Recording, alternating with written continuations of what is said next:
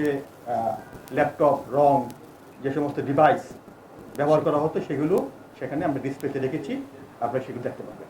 আমাদের অভিযান অব্যাহত আছে। 9,000 টাকা মূল্যমানের জাল টাকা উদ্ধার করেছি এবং সবগুলি মূলত 500 টাকার নোট। 500 টাকার নোট আপনারা দেখেন, খুবই মানে অনেকটা অথেন্টিক মনে হয়। যারা গ্রেফতার হয়েছে তারা তো জামিনে বের হয়ে আসছে, এটা বিজ্ঞ আদালতের বিষয়।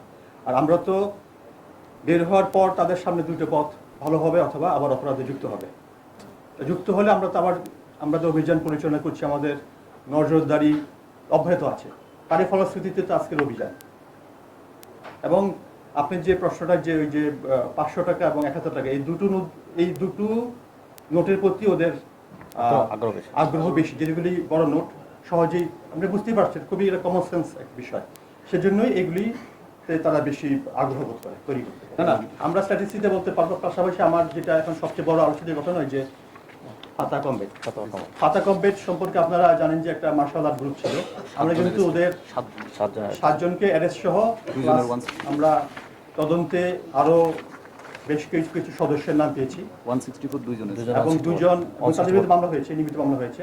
এবং সেই মামলাতে তাদের যে মূল ব্যক্তি সে কিন্তু আদালতে স্বীকারোক্তিমূলক জবানবন্দি অর্থাৎ 164 ধারায় জবানবন্দি দিয়েছে। এটা আমি মনে করি আমাদের একটা গুরুত্বপূর্ণ কাজ ছিল। ম্যানুফ্যাকচার হয় সেটাকে অ্যারেস্ট করা, সেটা কিন্তু আজকে আমাদের এই অভিযানটা সাকসেসটা। আমরা কিন্তু মূল হোতাকে গ্রেফতার করেছি, যে এখান থেকে এটা উৎপাদিত হয়, ফ্যাক্টরি বলতে মানে ম্যানুফ্যাকচারিং পয়েন্ট, সেখান থেকে আমরা এটা আমরা বিভিন্নভাবে আমাদের বিভিন্ন যে কর্মকৌশল সেভাবে আমরা আমাদের নজরদারি অব্যাহত রেখেছি। এবং এটা আমাদের পার্টটা বলছি, অন্যান্য পার্ট পুলিশের সবাই এটা নিয়ে কাজ করছে। 17 জন হচ্ছে আমাদের আসামি আছে, বাকিটা আমাদের আন্ডার ইনভেস্টিগেশন আছে।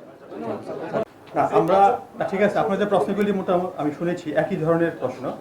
আমরা তো সবসময় আমাদের এই যে সিটিটিসি তার একটা উইংই আছে, জাল নোট ফেক কারেন্সি, এটা নিয়ে আমরা কাজ করছি। এটা নিয়ে সবসময় আমরা তৎপর আছি এবং এই তৎপরের ফল হচ্ছে আমাদের এই অভিযান।